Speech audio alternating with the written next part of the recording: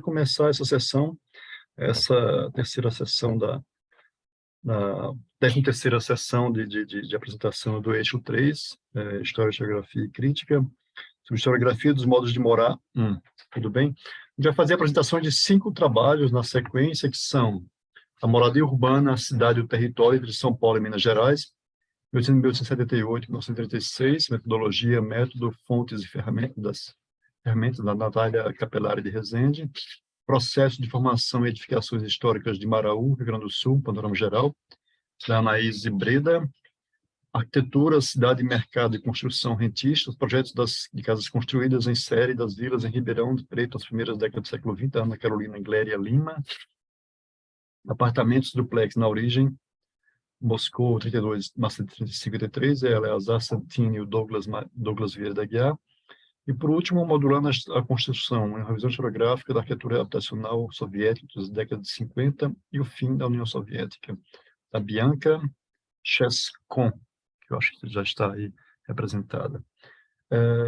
Então, como de praxe, né, em todas as sessões, são 15 minutos de apresentação para cada trabalho. Com 5 minutos faltando, eu aviso para vocês, assim, eu abro o som e digo, falta 5 minutinhos, só para dar uma olhada para vocês, tá bom? E no final a gente abre para comentários, questões e discussões. Tudo bem assim? Então, na sequência, primeiro vai ser a Natália, depois a Anaís, a Ana Carolina, Eleazar e, por último, a Bianca. Tudo certo? Então, Natália, se você puder compartilhar a tela, eu pediria para os demais fecharem, como vocês já estão, fecharem o som quando não estiver apresentando e liberarem a tela logo após apresentarem, tá? Então, são 8h04, eu vou começar como 8h05, vai até 8h20, Natália, eu te aviso 8h15, tá bom? Então, brigadão a todos, vamos para uma ótima sessão aqui. Valeu aí. Vou fazer o compartilhamento, vocês me avisam se está tudo certo, porque eu estou com um problema na placa de vídeo do meu notebook. Então, pode ser que... Tá tudo bem, tá tranquilo. Eu acho que eu vou fazer o seguinte, eu vou fechar minha webcam para que não tenha problema de cair a apresentação, pode ser? Tudo bem, pode ser tranquilo.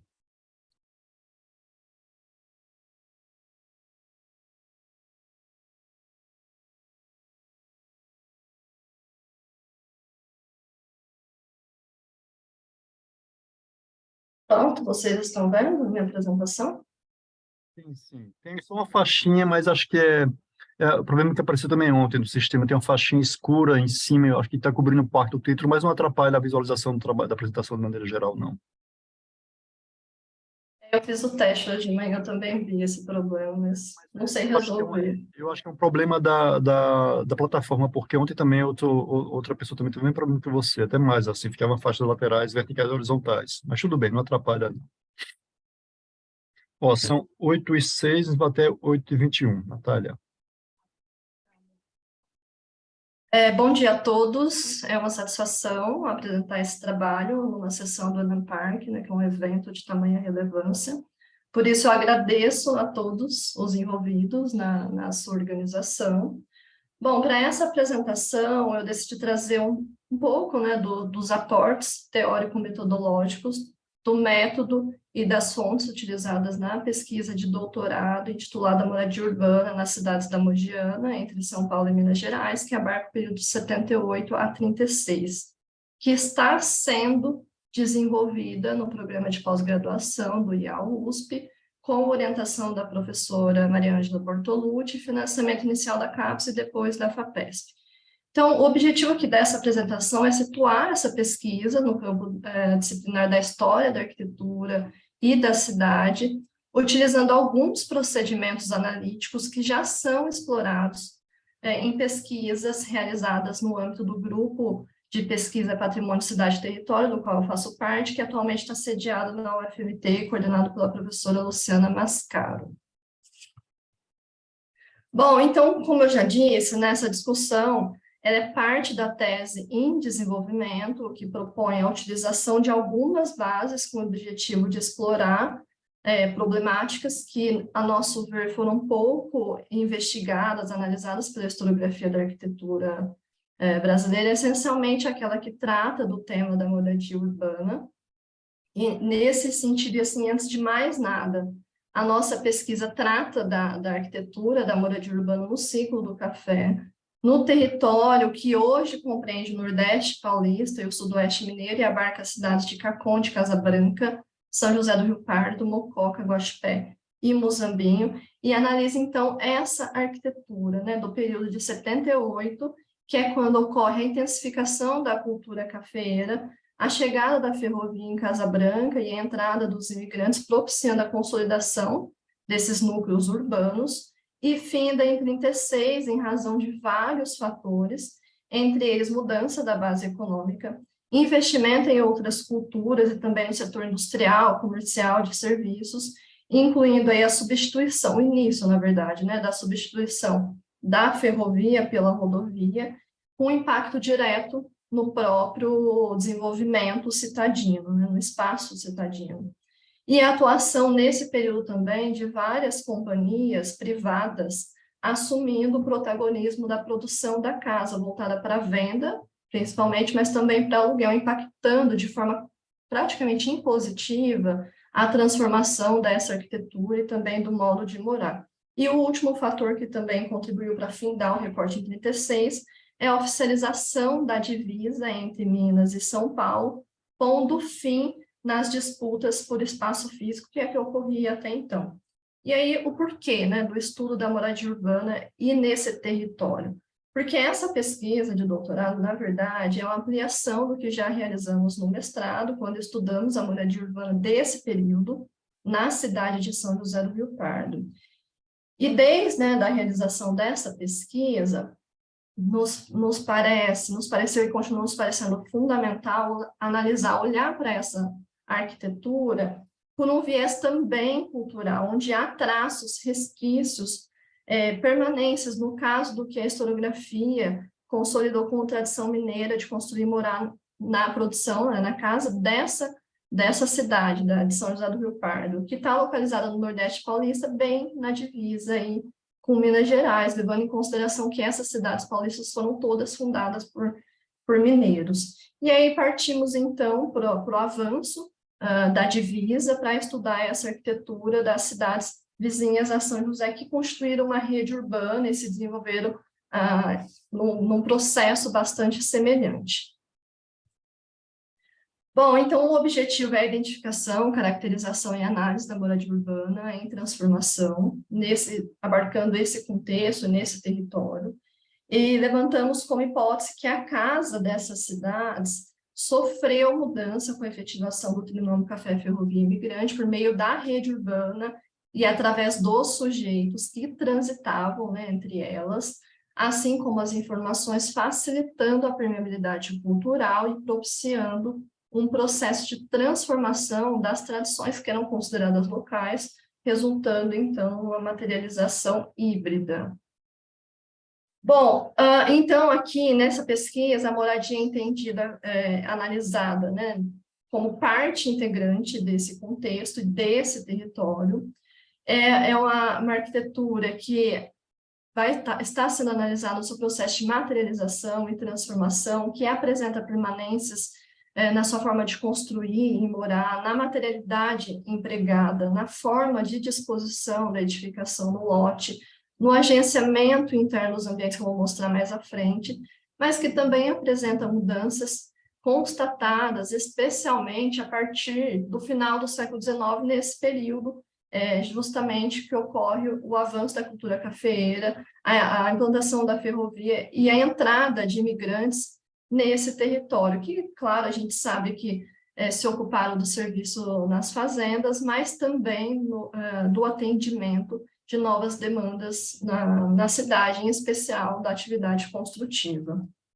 Bom, então aqui é um quadro com alguns exemplares dessas moradias construídas nesse período e ainda existentes, né, fazendo parte, então, da paisagem dessas cidades, desse núcleo urbano inicial, do que foram essas cidades. É uma amostragem, né, claro, sem dúvida nenhuma, mas que nos permite perceber a multiplicidade, mas também características semelhantes nessa produção, que vai de uma arquitetura mais tradicional, que ocorreu principalmente nesse momento inicial de consolidação dos núcleos urbanos, e caminha para um ecletismo predominante, aparecendo o neocolonial, o Art Nouveau, Art Deco, já a partir da década de 20.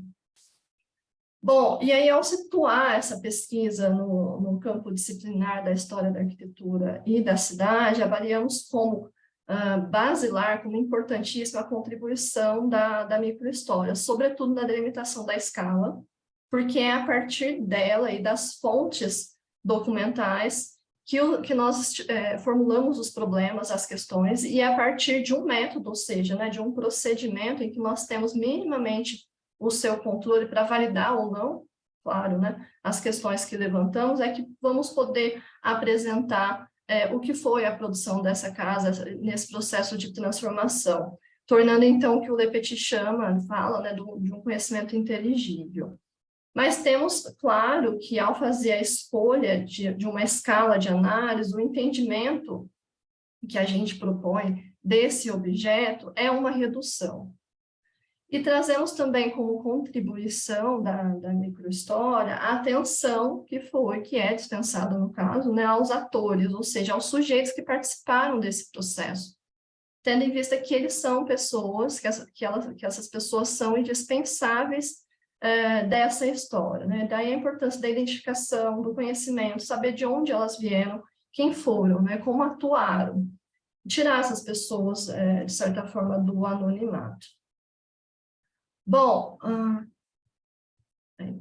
a moradia urbana, então, nesse trabalho, ela é entendida como um artefato de um contexto onde há atuação direta de vários sujeitos com influências culturais diversas, que vai acabar se refletindo na maneira de agenciar os ambientes da casa, o modo de fazer, a escolha dos materiais utilizados, ou mesmo a intenção plástica adotada, e isso vai, de certa forma, propiciar uma materialização híbrida, né, fruto dessas trocas. Tendo ainda como partícipe desse processo, evidentemente, a própria cidade, o fenômeno urbano, com a implantação de infraestrutura, reordenação, construção de equipamentos, que, de fato, nesse período inicial, acabaram por se constituir como elos duradouros da formação dessa cidade, como a Carpinteria Cesaroni também explicita. Por exemplo, na construção das redes de água e esgoto, quando isso ocorre, altera a maneira de morar, altera o agenciamento interno da casa, o banheiro passa a fazer parte do interior dessa casa. O mesmo ocorre com a inauguração da energia elétrica, por exemplo, que altera o modo de se relacionar entre o espaço público e privado. Internamente, na casa também altera os espaços, as atividades realizadas, o período em que essas atividades são realizadas.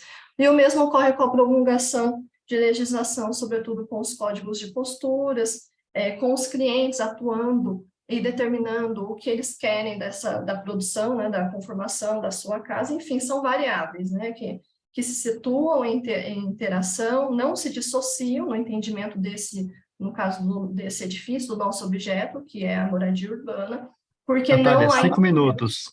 Tá bem, vou acelerar. Porque não a entendemos como um objeto ausente, possuidor de autonomia, né? Ela está em articulação desses processos. Daí a necessidade, então, da ampliação das bases conceituais, a diversificação das fontes e do corpo documental. Bom, então a nossa proposta, ela ocorre, né, com base em 3 etapas principais. A pesquisa de campo é a principal, fundamental, porque é a partir dela que reconhecemos esse território, identificamos a produção ainda existente dessas moradias, realizamos o levantamento fotográfico e métrico da arquitetura, da moradia que está sendo analisada de forma mais exaustiva, e também realizamos entrevistas com o objetivo de conhecer uma outra história da cidade que não faz parte que não consta, na verdade, né, nos jornais e nos livros escritos por memorialistas. A pesquisa documental, sobretudo em busca dos relatórios de governo, dos códigos de posturas, dos jornais, periódicos, dos mapas, fotografias de época, projeto e plano urbano, e a pesquisa bibliográfica, sobretudo nos livros, nas teses, dissertações, artigos e periódicos. Bom, então, por tudo que eu disse, né, a gente parte de uma concepção ampliada da arquitetura, para analisar essa casa, como eu já disse, no seu contexto, dando luz aos agentes envolvidos, adotando uma definição de escala, articulando isso no espaço, no tempo, levando em consideração a dinâmica local e regional, e trazendo, então, à tona também a rede urbana como conformadora desse território e as relações de forças específicas que contribuíram para determinar e transformar a arquitetura e o modo de morar. Bom, e aí, então, consideramos também fundamental a adoção das redes, né, da investigação a partir das redes, como colocado pelo Truzzi, que entende a sociedade como um conjunto de relações que torne dispensável o estudo da circulação das pessoas, das informações e dos recursos. E aí eu trouxe 3 exemplos do quanto isso é fundamental, né, fazer esse tipo de análise, que é a família De Luca, que atuou na construção civil de São José, Mozambique, Mococa e Casabranca, ou seja, circularam por essa região, difundindo uma arquitetura, ou mesmo a família Dias, né, que é de São José do Rio Pardo, e se associou com o Cândido Rodrigues, que foi deputado, senador, vice-presidente, ministro, secretário, e conformaram aí uma oligarquia com a atuação em escala estadual. Ou ainda o caso dos irmãos Nicola, que se estabeleceram em Mococa, vindos da Áustria, em 88, abriram inicialmente uma pequena indústria voltada para a fabricação de máquinas para o beneficiamento de café, e depois investiram na construção e instalação de hidrelétricas, sendo responsáveis pelo fornecimento de energia para Mococa, Caconde, Guaxupé e Muzambique, ou seja, 4 cidades das 6 que analisamos. Entre outras, né, que eles implantaram em Minas e também no estado de São Paulo. Bom, e ao compreendermos, evidentemente, o edifício como parte da estrutura da cidade, é necessário incluir análise do urbano, da morfologia, interpretar esse território, o seu desenho, parcelamento, até chegar no lote, e do lote ir para casa, né, para a habitação, que por sua vez ela é analisada seguindo o método adotado pelo Lemos, pelo Reis Filho e também pela nossa orientadora Angela Bortolucci, que esquadrinharam a moradia.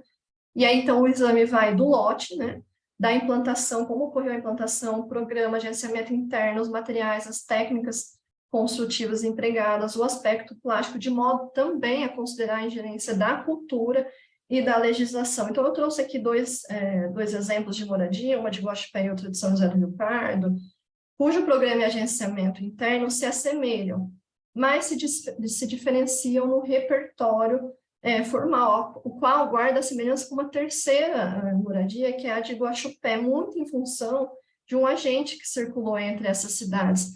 Daí a importância da análise dessa arquitetura para além da fachada, porque internamente 2 edificações que apresentam um repertório formal distintos possuem em seu interior semelhanças, enquanto que externamente elas se assemelham a uma outra. Enfim, aqui também, só para falar muito rapidamente, da ingerência da legislação, elas foram construídas no final do XIX, bem no início do século XX, quando os códigos de posturas publicados nessas cidades não exigiam, por exemplo, o uso da platibanda como recurso essencialmente voltado ao embelezamento. Daí todas elas apresentarem o beiral, e também em função da materialidade disponível, mão de obra, enfim. Bom, e se tratando das fontes, né, eu já falei um pouco quais são as principais que a gente analisa, e todas elas estão sendo consultadas nos arquivos públicos dos municípios, no Arquivo Público do Estado, no Instituto Histórico e Geográfico, na Assembleia Legislativa e na Hemeroteca Digital, e vários outros arquivos, tá? Esse eu trouxe são os principais, o que a gente... Natália, se puder concluir. Vou concluir. Que a gente consulta com mais exaustão. Bom, e aí, para finalizar, lançamos mão de alguns eixos de análise, eu vou falar muito rapidamente deles, depois a gente pode conversar um pouco mais.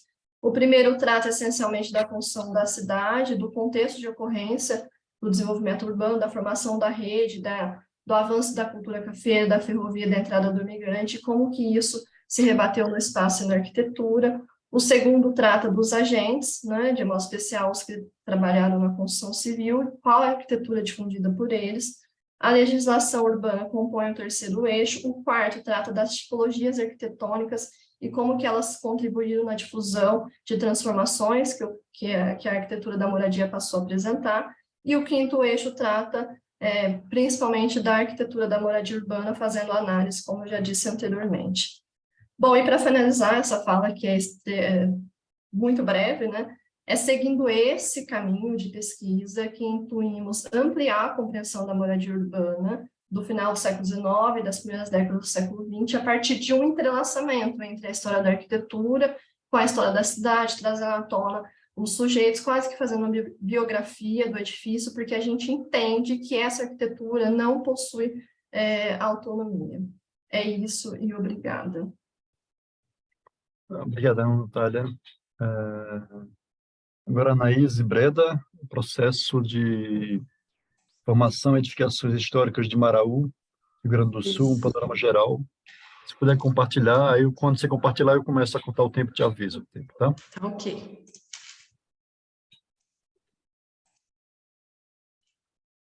Ó, são 8h23, eu vou esperar você. Então você já...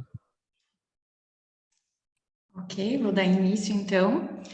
Se puder colocar a tela cheia, acho que é melhor para... Assim, né? Tudo bem, pode ser. Obrigadão, então. É que eu não sei como é, não sei, você está usando PDF, né? Acho que PDF fica assim. Eu posso pegar o...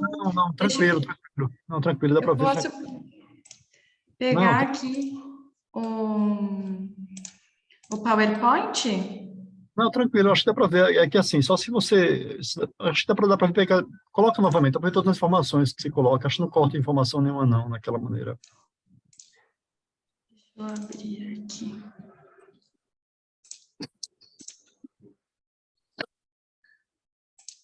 Pode compartilhar como estava mesmo, né, Izzy? Acho que assim ficou melhor, né? Perfeito. Obrigadão, então. Ó, são 8h24, vai até 8h39, tá bom? Eu te aviso com 5 minutos de antecedência do final. Tá Ok, bom? então. Obrigadão, então. O artigo que eu vou apresentar, então, fala sobre o processo de formação e edificações históricas de Marau, Rio Grande do Sul, um panorama geral. Esse é o tema, então, que deu início ao estudo da minha dissertação, que se encontra em desenvolvimento.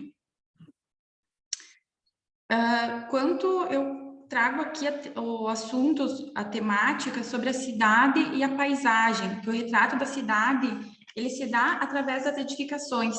E isso está ligado, é composto, essa paisagem, através da história da cidade, o seu surgimento e a sua evolução.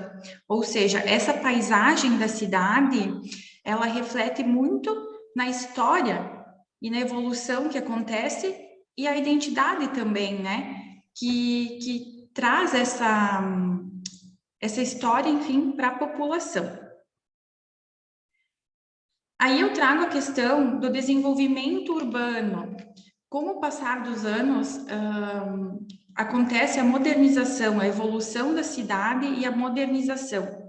E também, consecutivamente, ocorre a valorização imobiliária, que se dá numa maior parte na área central, que é justamente onde acontece o surgimento das cidades de uma forma geral, e acaba desvalorizando o histórico, pois são os terrenos, as áreas que têm esse maior interesse, essa maior valorização imobiliária, onde se busca a construção de novos prédios, né, que também muitas vezes acaba, consequentemente, ocasionando a verticalização das áreas centrais.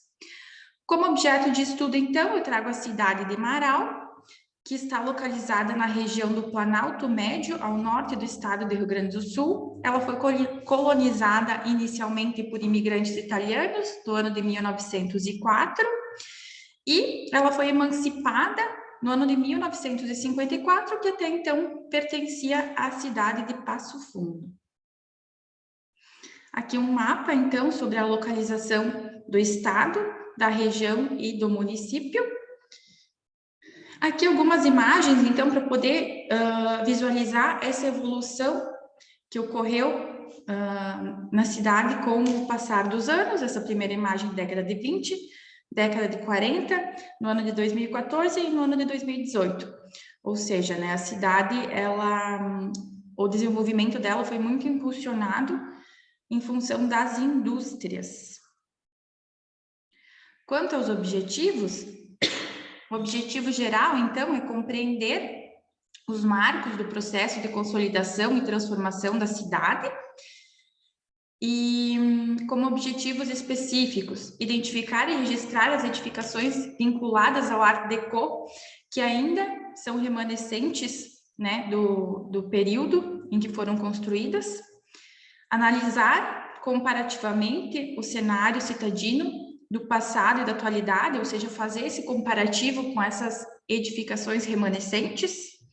E, por último, então, identificar as principais mudanças observadas no tocante do patrimônio construído associado ao Art Deco. Como problemática, então, eu já comentei antes, de uma forma geral das cidades, e agora, então, trazendo para a questão do objeto de estudo de Marau, a questão da disputa imobiliária pela região central, que foi a região onde iniciou a divisão dos primeiros lotes e iniciou de uma forma o povoado, né? E a verticalização que vem ocorrendo dessa área, que acaba descaracterizando a paisagem urbana.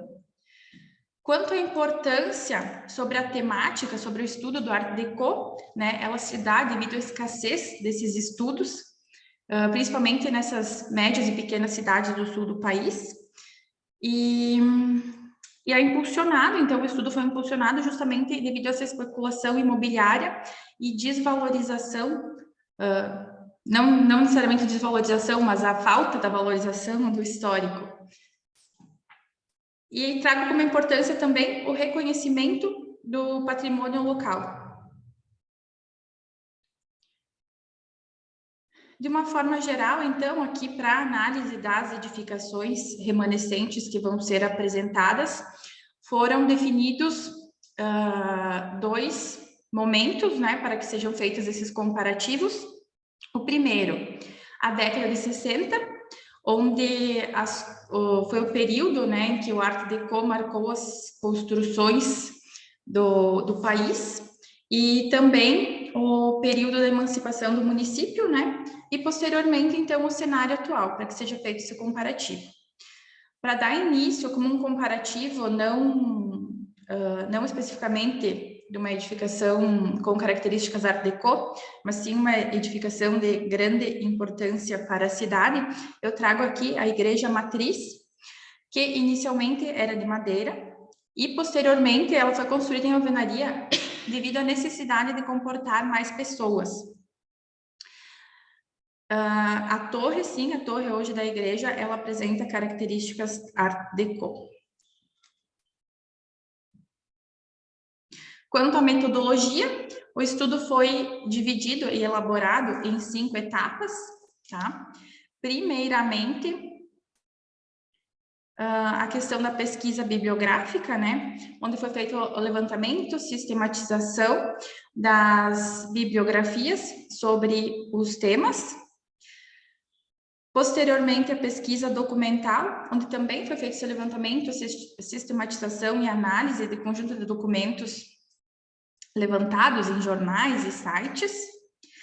A pesquisa iconográfica, onde foram feitos os levantamentos de imagens a partir de documentos históricos, também pelo acervo da prefeitura, algumas imagens da época, algumas fotos de época, jornais, e também as imagens registradas em loco, onde foi feito o comparativo, né, que foram feitas as imagens atuais. Posteriormente, então, foi feita a compilação de textos e mapas para poder ser feita a avaliação e análise dos resultados, né? A partir, então, desses procedimentos, foi possível delimitar a região central, né? Foi feita essa delimitação, então, dessa área, para poder, dentro dessa área, identificar as construções remanescentes para que fosse feito o comparativo apresentado nesse estudo. Aqui, então, apresentando o mapa urbanístico da cidade e representando aqui a área central, que foi lá onde iniciou a divisão dos primeiros lotes e deu início ao povoado. Nessa divisão, além de ser a área onde iniciou a divisão dos lotes iniciais da cidade, também ela está delimitada ali pelas extremidades onde se encontram as principais ruas e avenidas. Nessa quadra aqui que se encontra deslocada das demais, é a quadra onde se encontra a igreja matriz. Eu trago aqui, então, a falta de informações, a falta de documentos e mapas por parte da Prefeitura Municipal dificultou a questão desse comparativo de mapas, tá? Porque hoje a Prefeitura não possui mapas antigos, numa troca de mandato, acabou se perdendo muita documentação que não havia em formato digital, né? Era só estava fisicamente no arquivo da prefeitura, acabou se perdendo.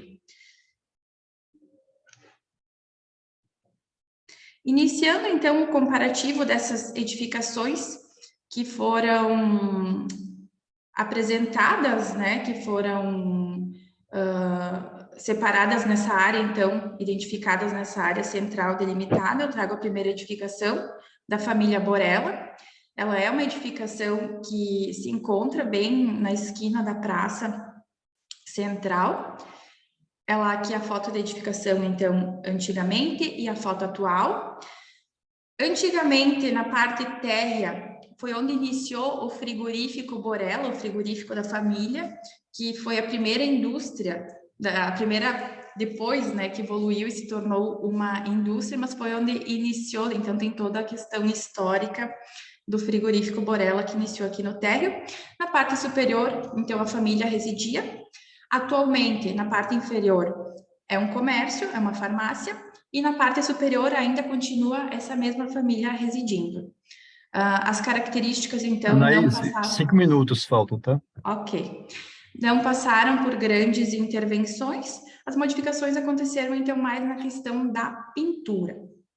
Como a gente pode ver na questão das características do Art Deco, a platibanda, as quinas curvas, as janelas alongadas com os vidros vitrais divididos, né? Então, a gente pode evidenciar essas questões das características Art Deco. A segunda edificação é a residência da família Tramontina. Ela se mantém como uso residencial, porém hoje ela se encontra fechada. E eu apresento ela como a edificação que ela mais mantém as características originais. Até a questão da pintura, né? Ela houve pouca alteração na questão ali das tonalidades. Também a questão ali das quinas curvas, das janelas, dos vidros, né? Da platibanda e desses detalhes positivos e negativos. A terceira edificação é uma residência de esquina, também ela continua como uso residencial. A platibanda ela se encontra apenas na via principal. E a gente pode ver que ela está necessitando, né, de alguma manutenção, de algumas intervenções para que ela seja preservada. Aqui na quarta edificação, e de grande relevância, eu trago o antigo Hospital Providência. Ele está localizado ao lado da Igreja Matriz, inicialmente de arquitetura vernacular, não apresentava características Art Deco, mas posteriormente passou por uma intervenção, ainda como hospital, onde então ele passou a ter características com essa intervenção do Art Deco, e atualmente ele passou também pela mudança de uso. Hoje é o uso, se dá pela prefeitura, onde algumas secretarias se encontram neste local, né? Então, hoje não é mais um hospital, é de uso da prefeitura.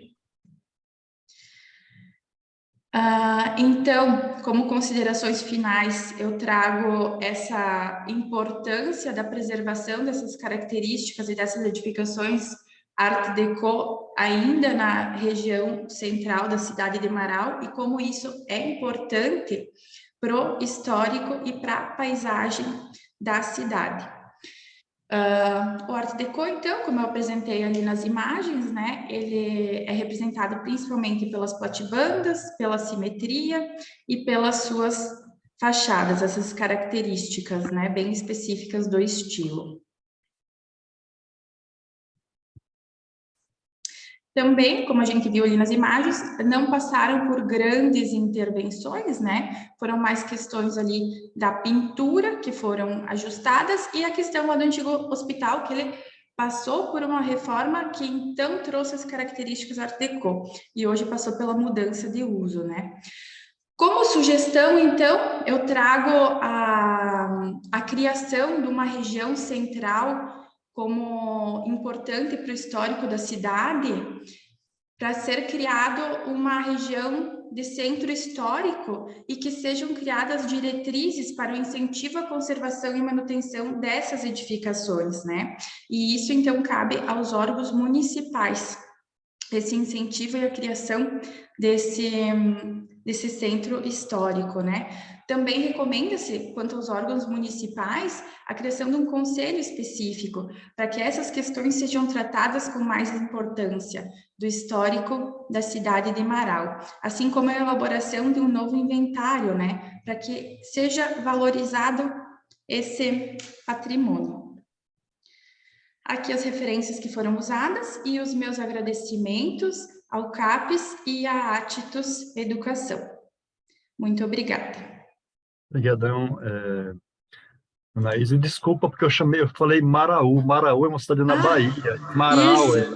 desculpa então. O que eu estava vendo aqui, mas não tem acento no U. Eu li com acento no U, então fiquei confuso depois, mas obrigadão e desculpe aí, tá bom? Agora, a Ana Carolina Gléria Lima, Arquitetura, Cidade, Mercado e Construção Rentista. Tá aí, Ana Carolina? Aqui.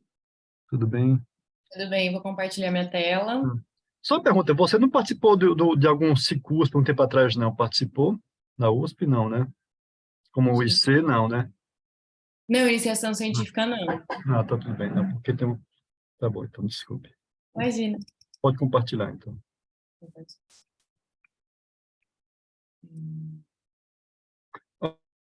Só te avisando, vou marcar como 8h40, vou até 8h55 a apresentação, tá? Tá. Eu te aviso quando for 8h50.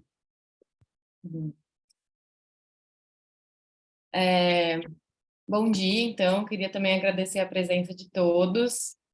Atualmente, eu sou aluna, né, pesquisadora de pós-doutorado, orientada pela Beatriz Bueno, mas o trabalho que eu vou apresentar aqui hoje, ela é um pedacinho dos resultados do doutorado que eu defendi em dezembro de 2020, também pela professora Maria Ângela Bortolucci, no IAUSP, então eu sou colega da Natália, filhas aí da mesma orientadora, e vocês vão até perceber que tem uma proximidade dos nossos trabalhos, né? Também faço parte do grupo de pesquisa, que atualmente está sendo coordenada pela Luciana Mascaro, né? Então, Cidades e Patrimônio.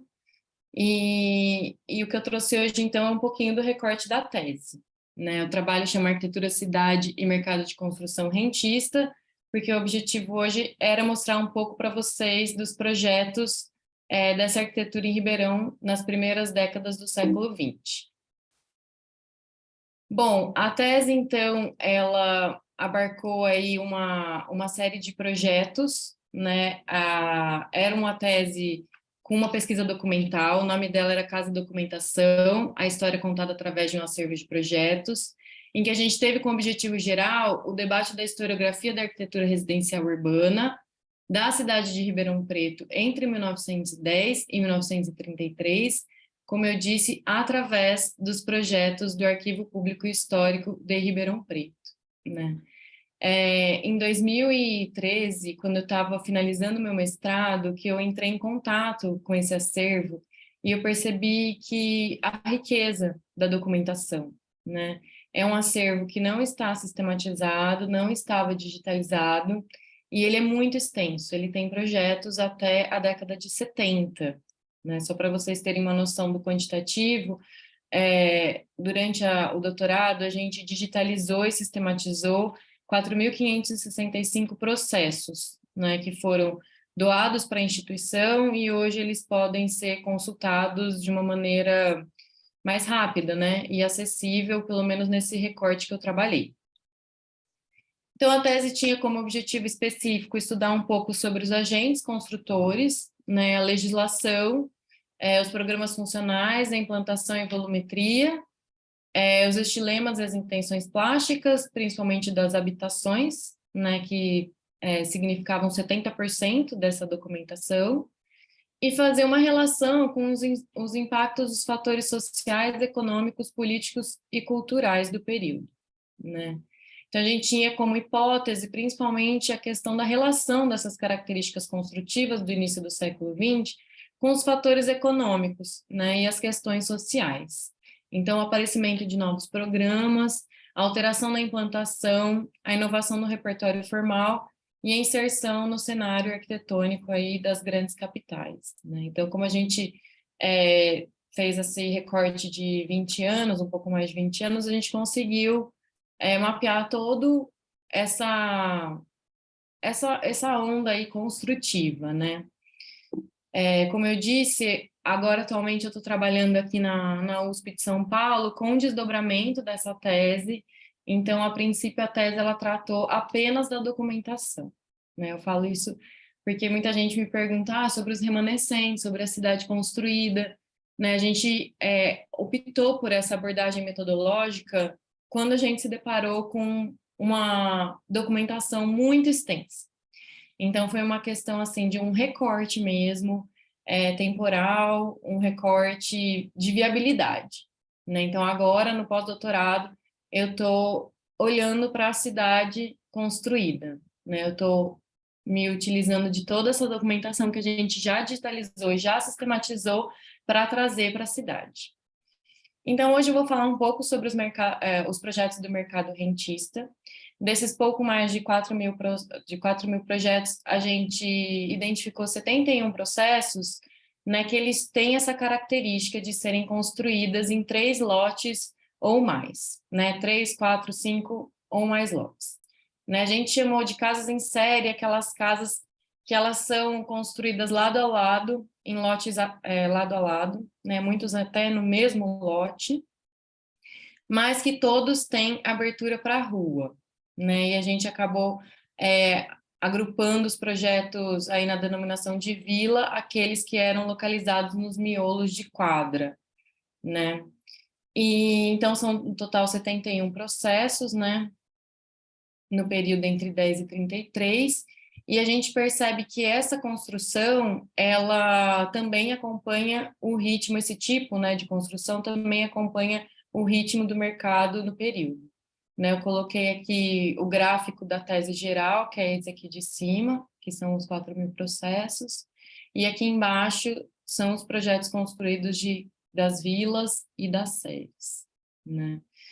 Uma coisa sobre essa nomenclatura, que esse trabalho, ele é resultante de um capítulo da tese, e uma coisa que a gente acabou aferindo assim no final é tentar não chamar de vila operária, porque não necessariamente eram vilas que estavam atreladas a alguma indústria específica, né? A gente tem uma industrialização crescente na cidade, né? A gente percebe, inclusive, que alguns picos, como aqui em 1913, 1914, ele pode ser relacionado diretamente com a Companhia Antártica Paulista e com a Cervejaria Paulista, né? Inclusive, com construções sendo aprovadas diretamente ali nas imediações da indústria, né? Mas que não necessariamente são vilas para abrigar esses operários. A cidade estava em ampla, né, estava se amplificando com outras fontes, enfim, a imigração,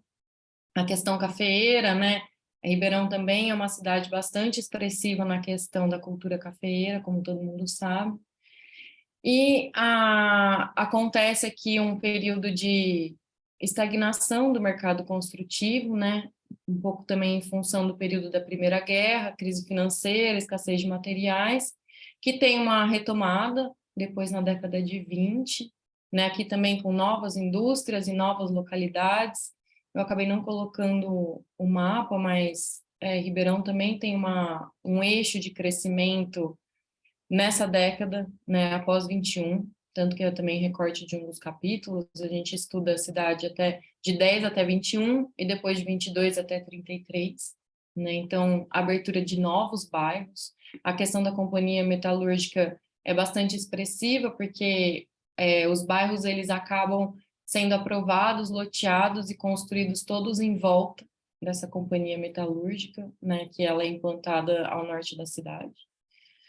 Tem um pico aqui por volta de 27, 28, e começa com um declínio, né, próximo de 30, aí, muito em função da crise de 29, né, a questão do café, a Revolução de 30 e outros fatores aí que acompanharam esse período.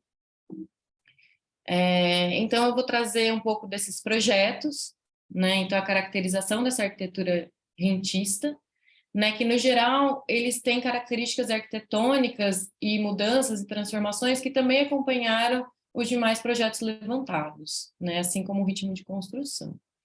Então, a implantação desses projetos é o único ponto assim que se diferencia bastante, porque apenas na arquitetura rentista houve o predomínio de casas geminadas 2 a 2 por todo o período, né? Todo o período, independente do número de casas, elas estão frequentemente implantadas, geminadas 2 a 2, né? Aqui tem um projeto de edificação com uso misto, né? São 3 lotes, são 5 casas, né? Então, 1, 2, 3, 4, 5, e na frente tem o espaço para comércio. Outra característica dessa arquitetura rentista é essa presença do uso misto em diversos projetos, né? E um desenho de fachada modelo, né? Então, alguns projetos, eles têm a implantação total, né? Mas ele traz aí um desenho único, né? De fachada modelo, né? Desde o Código de Obras de 1902, ele pede para que os projetos sejam aprovados com planta, corte e elevação, né? A gente constatou na tese que isso nem sempre foi atendido, né? Inclusive, os primeiros projetos levantados, eles eram bem carentes de informações, alguns não tinham nem endereço ou assinatura do proprietário responsável, né? Questão também nomenclatura dos cômodos, então a gente pode ver, mesmo essa planta que é de 17, ela não tem o nome nos cômodos, em todos os cômodos, muito embora essa ainda esteja cotada, porque algumas também não têm cota. Isso vai melhorando, né, ao longo do recorte, e 5 após... minutos, tá, Ana? Tá bom. E após 21 já tem praticamente todas as informações. Então, a presença de edificações de uso misto, né, esse desenho da fachada modelo, aqui a gente percebe um pouco da diferença das fachadas que tem o comércio, né, e entrada aqui para parte de edificação residencial. A assinatura também, ela começa a ser um pouco mais completa, né? Começa a aparecer detalhes maiores sobre o nome dos proprietários e dos construtores, que em um certo período se divide entre responsável pelo projeto e responsabilidade da obra.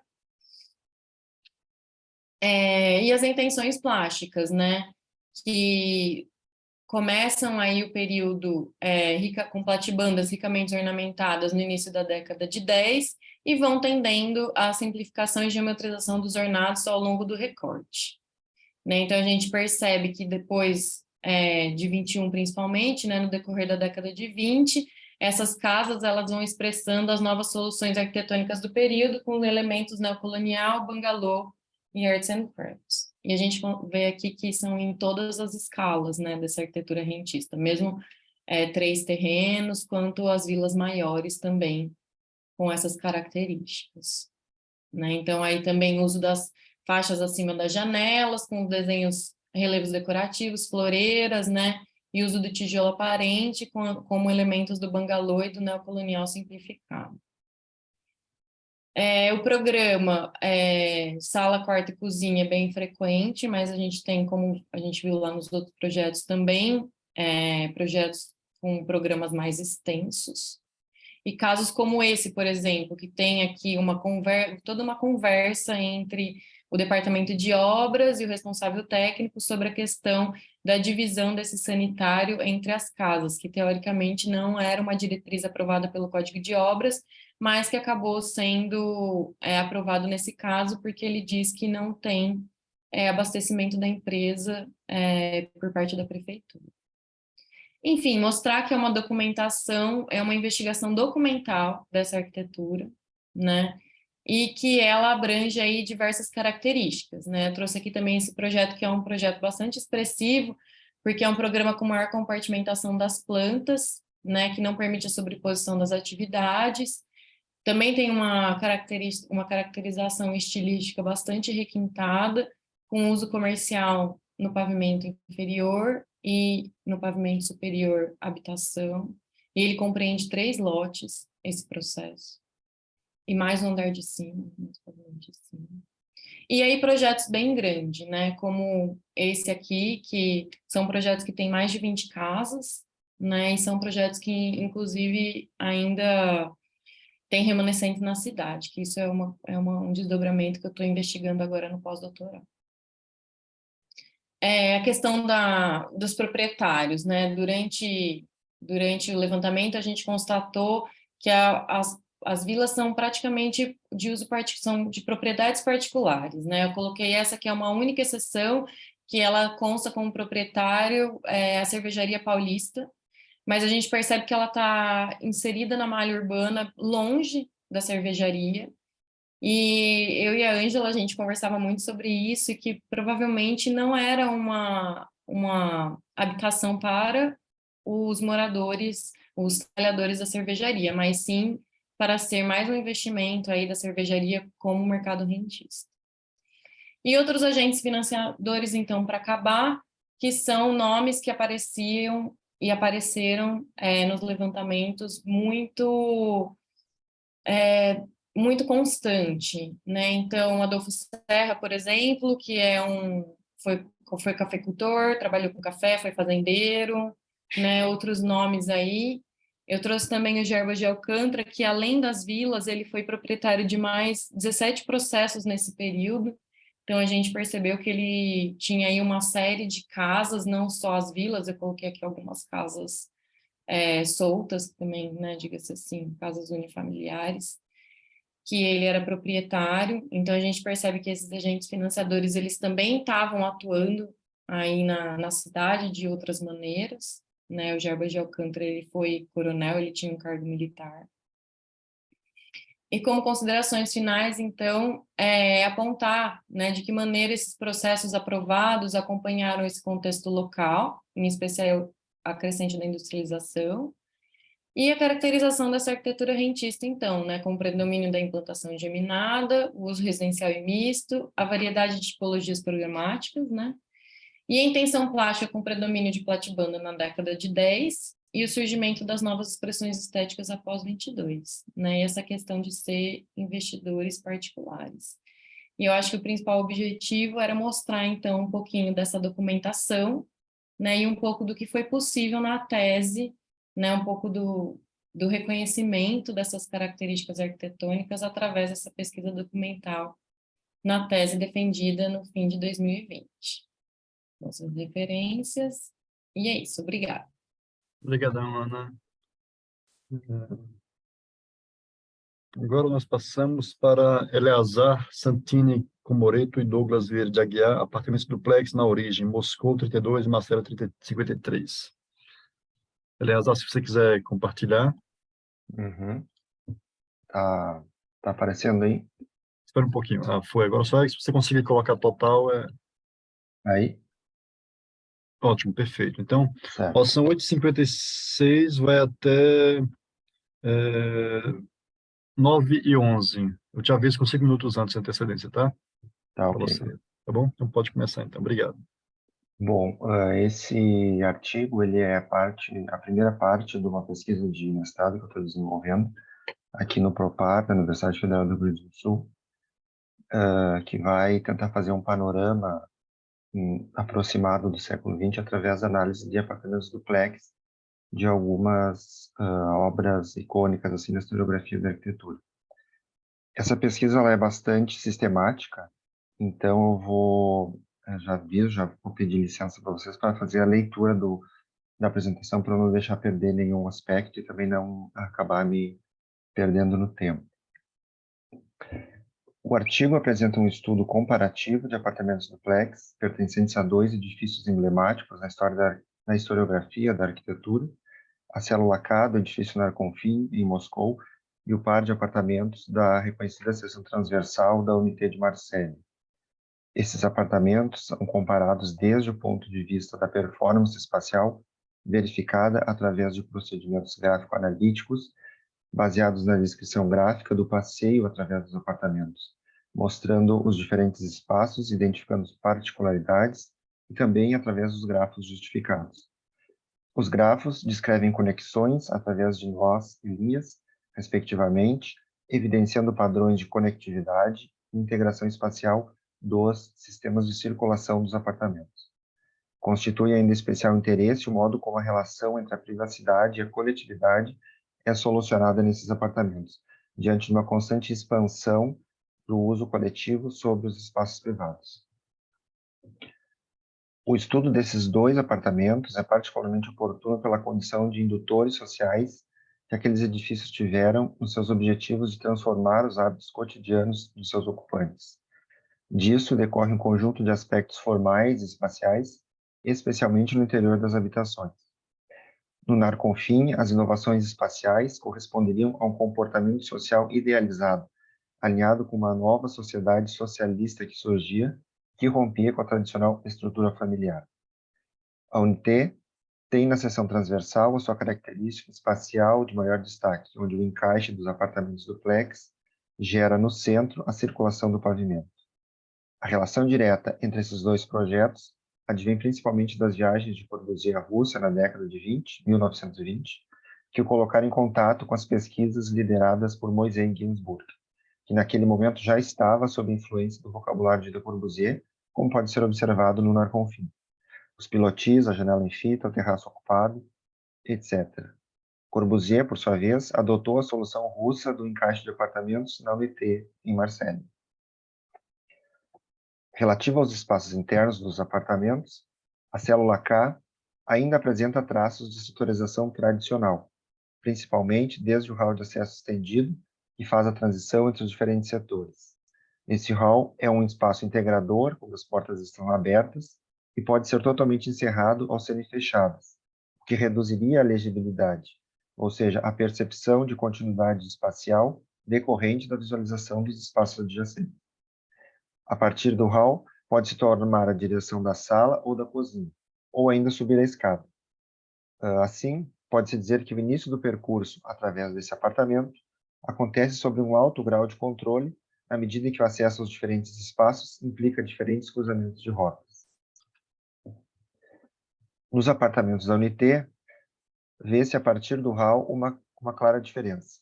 Desde a porta de entrada do apartamento que desce, após o pequeno vestíbulo, o espaço da sala se descortina e revela ali as funções que tomam lugar, além do espaço vazio que articula essa sala ao pavimento inferior. A cozinha faz parte do espaço da sala e quebra a tradicional divisão área social, área de serviço. O apartamento que sobe apresenta a continuidade do espaço desde a porta de entrada até a sacada ao fundo e revela a ausência de compartimentação entre o estar, o jantar e a cozinha, notando todo esse nível de uma legibilidade imediata. Entrando na área social da célula K, a sala apresenta um pé direito duplo, um vazio que integra espacialmente a sala e os quartos, posicionados no mezanino. As barreiras entre a área social e a área íntima se diluem. A sala sugere pelo menos a realização simultânea de 3 funções: refeições, estudos e interação, cabendo ao mobiliário a delimitação espacial de cada uma delas, e, em consequência, os percursos nesse espaço.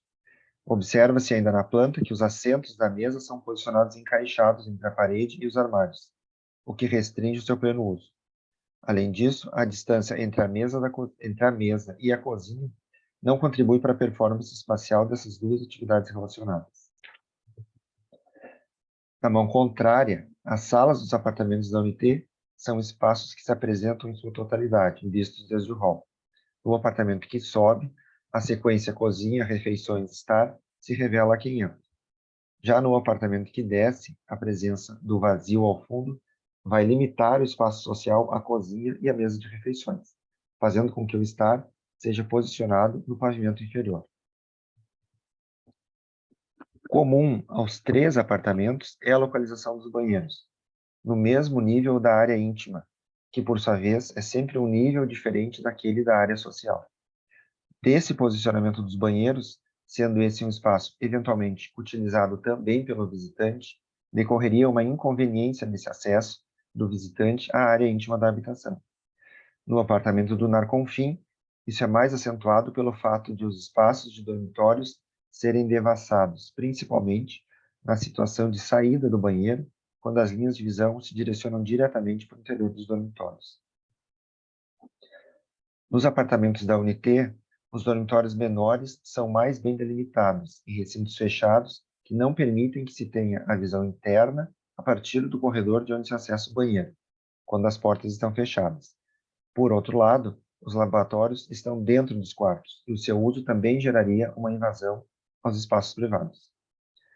Já os dormitórios do casal sofrem de ostensivo déficit de privacidade, tanto o apartamento que sobe pelo contato auditivo permitido pelo mezanino, quanto o apartamento que desce, no qual a sala de estar e a cama de casal compartilham o mesmo espaço. Na célula K, a destinação dos dormitórios é ambígua. O dormitório maior parece ser uma área de uso coletivo, onde 2 ou mais camas podem compartilhar aquele espaço, que se abre para o vazio da sala de estar abaixo. Já o dormitório menor é um espaço passível de privacidade, de ter a porta fechada. A estrutura espacial dos 3 apartamentos apresenta um conjunto de características comuns quando analisado através dos grafos justificados, que descrevem as gradações de acessibilidade da planta através de níveis ou passos topológicos. Assim, por exemplo, nos 3 apartamentos, são necessários 4 passos topológicos para ir da sala ao banheiro, todos através da área íntima, solução problemática, especialmente do percurso do visitante, como já demonstrado. As cozinhas são outro ponto em comum, estando a 2 passos da porta de entrada. Porém, as cozinhas da UNT são mais integradas devido à conexão direta com a sala, sem nenhum espaço intermediário, ao contrário da cozinha do Narconfim, que se conecta com a sala através do hall de entrada. O grafo em forma de árvore do Narconfim mostra que o encadeamento dos seus espaços é menos fluido e mais controlado. No entanto, quando considerado a linha divisada que conecta a sala ao pavimento superior, esse diagrama mostra outra configuração espacial, mais integrada e com menos níveis de profundidade, que é como de fato acontece a espacialidade desse apartamento. Os grafos da UNT, após um trecho em árvore, apresentam derivações a partir da circulação, os nós 7 e 8, corroborando o seu caráter de distribuidor de fluxo, além da presença de anelidade, um percurso contínuo nos nós correspondentes aos dormitórios menores. Essa característica deriva da constituição desses dormitórios com a porta deslizante que permite integrar os 2 quartos, o que contribui para uma maior permeabilidade naquele ponto, incluindo aí a sacada. Em paralelo ao posicionamento relativo dos espaços, as dimensões desses espaços e a sua ocupação pelo mobiliário também atuam diretamente sobre a performance espacial, especialmente no que se refere à comodidade durante o uso.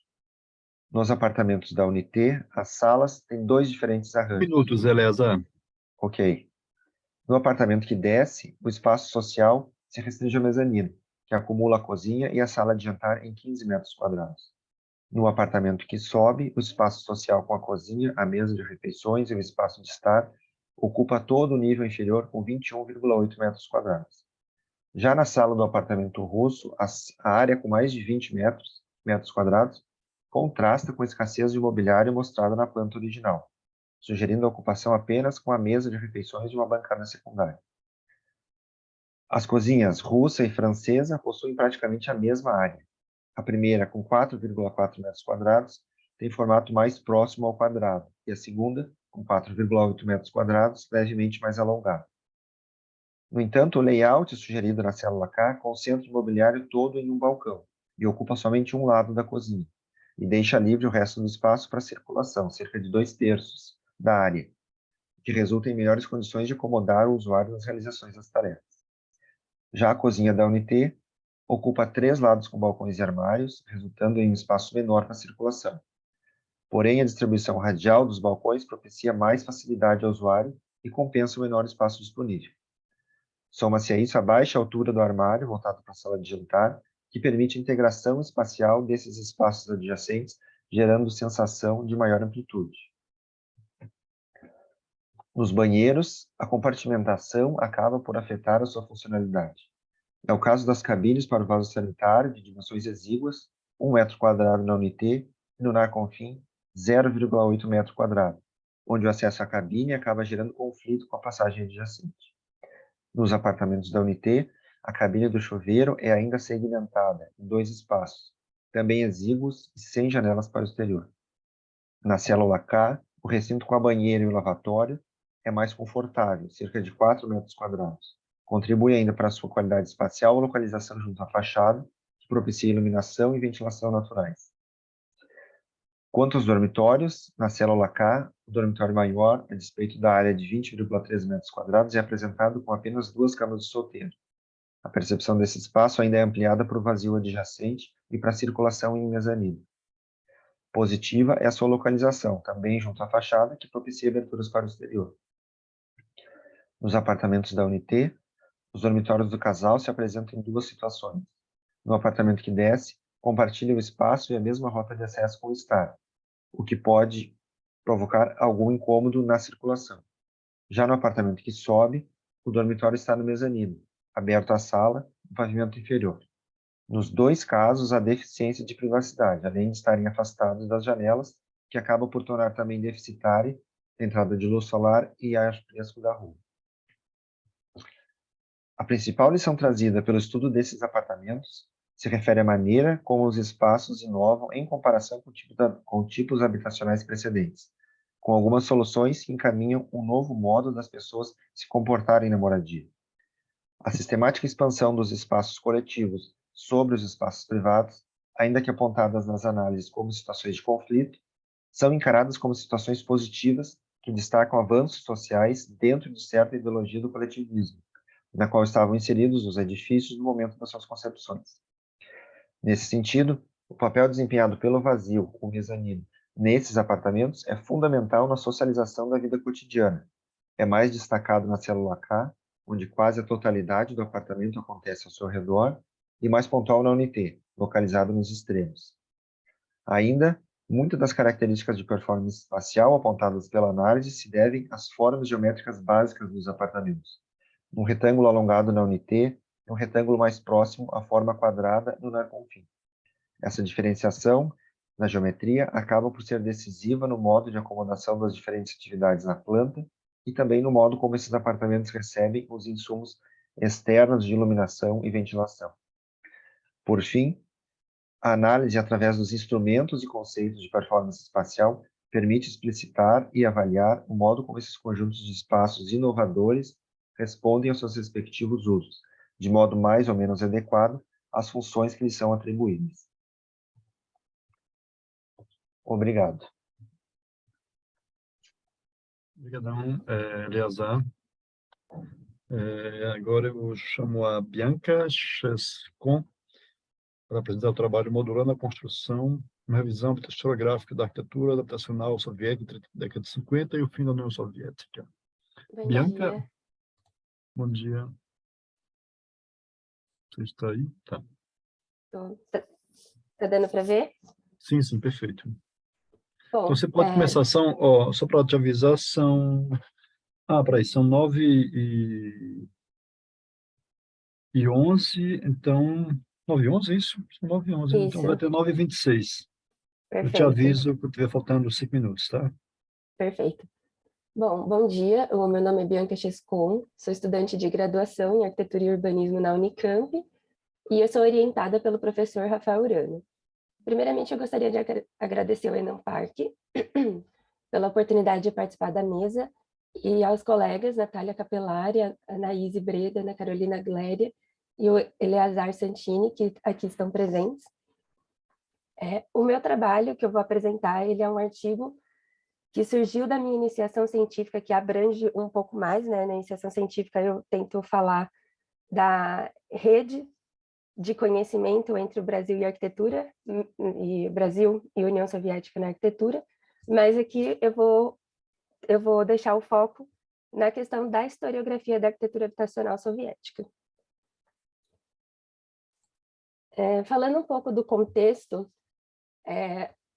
a União Soviética, antes da Revolução de 17, ela tinha um regime czarista da dinastia Romanov, então você tinha uma estrutura feudal que estava com uma recente industrialização, o que gerou um êxodo rural enorme, sem você ter preparo nenhum para receber essa população, então agravou em um modo absurdo o déficit habitacional. Com a Revolução de 17, uma das primeiras medidas foi abolir a propriedade privada e burguesas e reinstalar nessas casas que eram grandes, possuíam muitos quartos, e instalar várias famílias de operários. E que são as comunalcas, as habitações coletivas do período.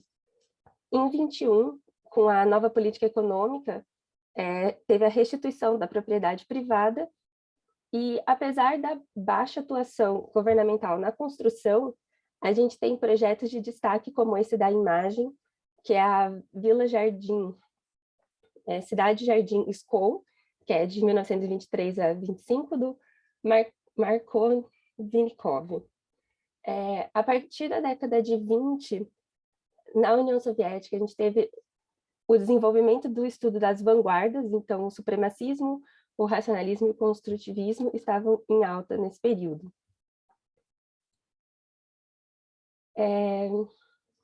Durante o governo Stalin, no começo do governo Stalin, a NEP foi substituída pelos planos quinquenais, com foco em industrialização. E nesse período é o período que a gente tem o edifício Narcofim, que o Eleazar estava comentando anteriormente, e também o edifício do dormitório do Instituto Têxtil, que são dois marcos arquitetônicos que se relacionam com as vanguardas que estavam sendo desenvolvidas na década de 20. A partir de 32, com o estabelecimento do socialismo realista, a gente passa a ter a representação do poder de Stalin com obras monumentais que mesclavam o moderno e o clássico, com a volta do tradicionalismo russo. E o grande marco assim, dessa data é o concurso do Palácio dos Sovietes, que foi vencido pelo Boris Yeltsin, que é essa primeira imagem. Então, esse projeto é bem marcado pelas características que são a base, né, do socialismo realista. Na década de 50, em 1953, o Khrushchev ele assume o poder e volta ao centro do debate a industrialização da construção e a retomada da Comecon. Em 54, ele faz um discurso na Conferência Nacional de Construtores e Arquitetos da União Soviética, que é um marco no sentido de tentar romper o máximo possível com o que Stalin deixou. Então, é um posicionamento contrário ao socialismo realista, é uma modificação na dinâmica de trabalho dos arquitetos e a consolidação de uma hierarquia burocrática. Então, nesse momento, os projetos de arquitetura, eles passam a ser projetos tipos, que você começa a desenvolver edifícios que possam ser produzidos em larga escala. Então, esse é o grande objetivo do Khrushchev. E aqui na imagem é uma reunião dele com arquitetos em 58, né? Já não é quando esse discurso foi feito, é um outro momento.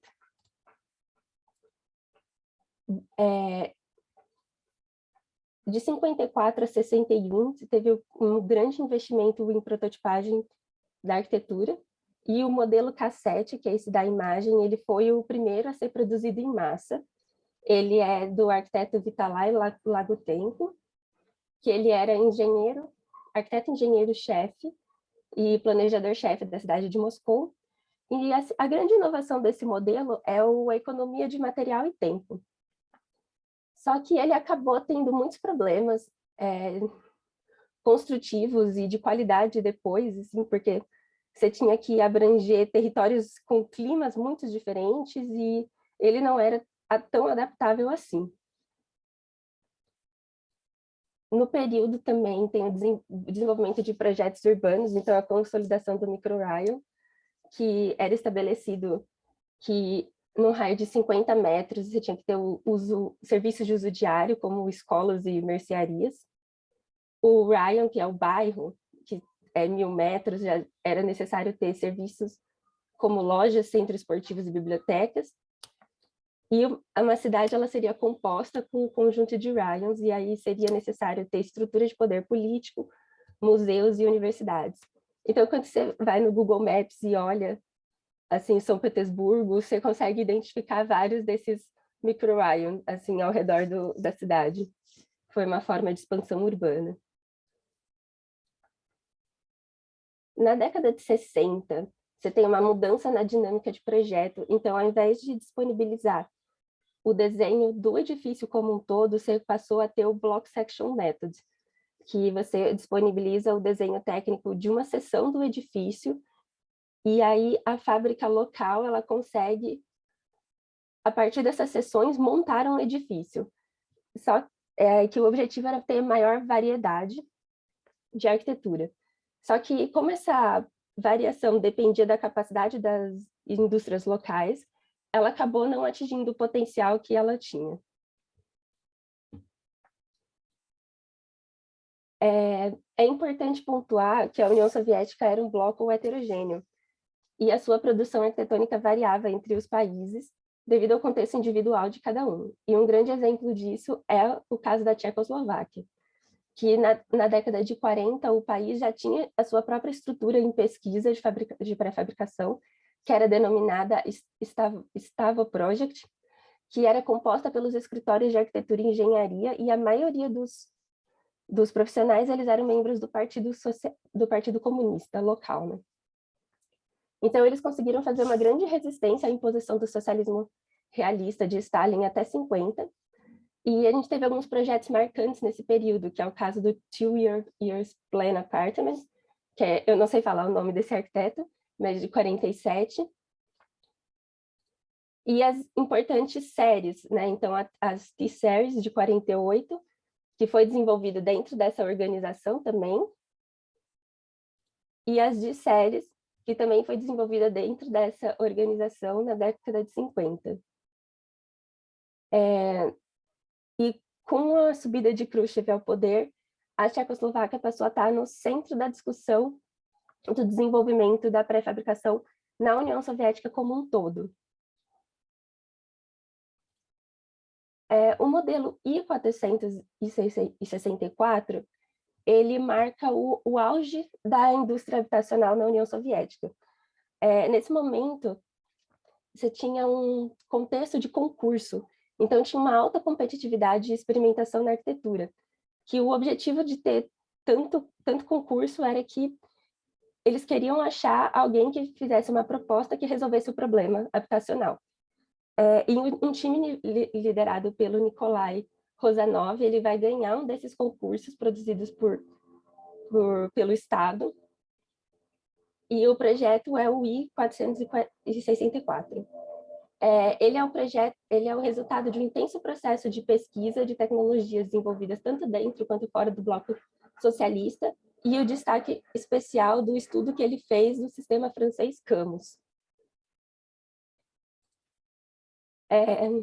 Devido à urgência na produção, 6 meses depois da construção do projeto experimental,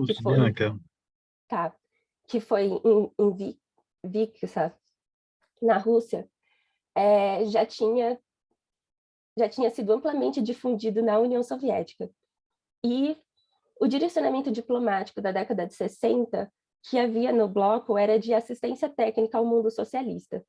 Então, esse modelo que foi um sucesso difundido dentro do bloco, ele também foi um sucesso de difusão em outros países socialistas que não faziam parte do bloco, Mas também tinha, como por exemplo a Mongólia aí em Cuba, mas também estava tendo negociação com países não socialistas, inclusive com o Brasil, para a instalação de fábricas que pudessem construir o modelo I-464. Aí, com o fim do governo Khrushchev, a política do bloco passou a conceder maior poder para as organizações locais, então essa estrutura burocrática ela foi reduzida, estava assim, pós-guerra, então estava com dificuldade de matéria-prima, de fornecimento tecnológico, desenvolvimento. A década de 70 ela foi marcada por uma grande estagnação e escassez. E aí, na década de 80, com a necessidade, já não tinha mais a necessidade da aprovação dos projetos pelo governo central, então as instituições locais podiam recorrer direto aos comitês e ao banco. E com a subida do Gorbachev ao poder, a implementação e a perestroika em 85, com a abertura da União Soviética, buscou resolver essa questão de fornecimento de material e atraso tecnológico, mas não se obteve sucesso. Então, essa é a revisão historiográfica que eu fiz na minha iniciação científica. Eu fico muito feliz de ter compartilhado com todo mundo e eu agradeço todo mundo que está aqui. Obrigada.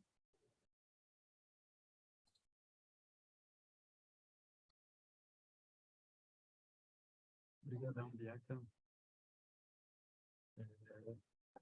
Bem, vamos tentar articular assim, trabalhos que orbitam em torno da questão da casa, da moradia, mas assim, vai de um percurso que vai de Muzambinho, Maraú até Moscou, passando por Marseille, Ribeirão Preto, assim, tem coisas em comum, mas também tem universos muito singulares, o conjunto das exposições. Qualquer coisa que eu percebo que é comum, ou que tem, obviamente, comum em termos de abordagem, mas se diferencia em cada caso, é a maneira como, de certo modo, há uma relação há um tipo de relação entre formas de morar e culturas de morar e a forma como a arquitetura, de certo modo, traduz isso, ora expressando isso de maneira mais direta, como a arquitetura, em geral, tida como arquitetura sem arquitetos ou com autoria difusa, que é uma questão também a discutir, até mesmo a ideia da casa como instrumento de construção de um novo modo de morar, que é próprio das experimentações de vanguarda soviéticas e corbusianas, de maneira geral das vanguardas construtivas e progressistas dos anos 20 e 30, ou seja, então, mas de certo modo, a relação entre a casa e a cultura de morar é um elemento que interliga essas várias exposições. Obviamente tem particularidades, alguns trabalhos aqui eles orbitam em torno da questão do objeto em relação à totalidade urbana, ou seja, o objeto da cidade como uma questão a ser explorada de melhor parte. Eu não sei se é esse o caso, no caso do trabalho da Natália e da Ana Carolina também, mas parece ter uma compreensão de que essa lógica é indissociável, ou seja, pensar a casa a partir da cidade, da cultura de morada, da história da cultura urbana específica de cada lugar, a meu ver, e a maneira como vocês trabalham, em geral, com projetos que, entre aspas, não tem autoria, ou seja, na verdade tem autoria. Tudo que se faz tem uma autoria. O problema é como é que essa autoria ela é compreendida em termos, digamos, documentais, de registro, mas tudo tem autoria. Nada, não existe nenhum feito humano que não tenha um autor por trás dele. O problema é como a gente compreende a noção de autor ainda hoje, que está bastante limitada, bastante ultrapassada. Mas compreender essa lógica entre a cidade e o objeto, de que maneira essa lógica urbana, que também é cultural e histórica, define ou influencia, determina a maneira como os objetos são construídos. E, de outro modo, o trabalho do Eleazar, por exemplo, da Bianca, em menor, também de certa forma, em menor medida, já que é muito posterior, é um pouco uma lógica inversa, ou seja, do objeto para a cidade, ou seja, o objeto tentando mudar a forma como a cidade se organiza. É uma máxima pensamento de vanguarda, a ideia de que todo edifício de vanguarda, da vanguarda construtiva, trazia consigo a ideia de um um projeto de cidade, ou seja, uma ideia de cidade. Ou seja, a Vila Savoie não é apenas um edifício residencial, uma casa, é um projeto de cidade, assim como o Narcofim traz consigo um projeto não só de cidade, mas um projeto de uma vida nova, de um novo modo de vida total, a ideia de uma cultura do modo de vida que é tão forte na União Soviética pós-revolução. Então, são dois impulsos diferentes, mas que colocam em relação novamente o objeto isolado, a casa, e a cidade, a cultura na qual essa casa, a cidade emergem de maneira bastante recorrente. Isso é uma coisa interessante nos trabalhos, eles são muito diferentes, mas trazem questões que permitem trânsitos entre eles, obviamente guardadas as particularidades históricas, culturais e urbanas, que não dá para simplesmente ignorar e abstrair o que os qualifica como objetos singulares de investigação. Mas eu achei muito interessante esses aportes metodológicos vários que cada um de vocês usou para pensar essa relação. E, assim, fiquei curioso acerca de como... porque, eu não sei, assim, vocês são... Eu sou um pouco mais velho que vocês, mas quando eu comecei a graduação, ainda se ouvia falar muito de um autor que hoje está praticamente esquecido, chamado Amos Rapoport, que era um sujeito que, nos anos 60, 40, 60, sobretudo nos anos 60 e 70, tinha um grande apelo para o debate arquitetônico, sobretudo quando se olhava para a ideia da casa em relação a uma dimensão cultural e histórica. Ainda que o Rapoport tivesse uma abordagem muito antropológica, muitas vezes, mas era um nexo importante de investigação que, por muito tempo, foi sendo tolhido, e acho que os trabalhos de hoje, dessa sessão, eles parecem mostrar um novo interesse sobre essa relação, ainda que de maneira novos referenciais teóricos, com novas abordagens metodológicas, mas que recolocam novamente a questão da relação entre casa e cultura no contexto da produção de conhecimento em torno do campo da historiografia, da arquitetura, em particular dos modos de morar. O Leonardo Novo está levantou a mão, se quiser uma pergunta, comentar qualquer coisa. Fiquem, assim, todo mundo pode perguntar para todo mundo aqui, não há uma restrição. A gente tem um tempo, nós temos temos mais de meia hora, pelo menos, para conversar, e seria bom vocês também participarem. Leonardo? Bom, pessoal, bom dia. Então, queria começar parabenizando todos e todas pelas apresentações. Foi, enfim, muito instigante ver todo mundo apresentar. Queria perguntar algumas coisas só para não tomar muito tempo, mas, enfim, Ana, que a gente está se encontrando aqui por esse congresso várias vezes, te ouvindo falar agora sobre a sua tese, né, e, enfim, partindo do meu lugar mesmo, que eu sou uma pessoa nascida em Ribeirão Preto, né, fiquei pensando se na sua tese mesmo, para além dessas mudanças, né, no cenário político nacional e até internacional, que você muito bem articula com esses momentos de construção em Ribeirão, se você conseguiu perceber ou enxergar alguma relação entre essas arquiteturas e esses momentos construtivos com a própria política local de Ribeirão Preto, se você foi para essa análise política mais local mesmo do que acontecia em Ribeirão, né? Não sei. Fiquei pensando isso durante sua fala, se você pudesse comentar um pouquinho essa questão, eu acho que ia ser interessante. E, bom, Bianca, muito bom ver a Bianca aqui, minha colega da Unicamp.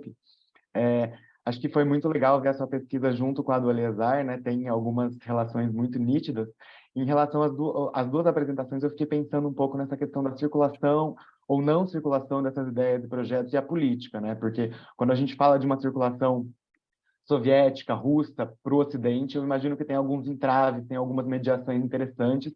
Então, para a Bianca especificamente, eu fiquei pensando e fiquei muito curioso, acho que você podia contar um pouco mais para a gente dessa sua aproximação com as fontes, né? E com essa questão da língua, enfim, se você conseguiu isso por meio de repositórios digitais, acho que é um desafio a mais que a sua pesquisa traz para a gente.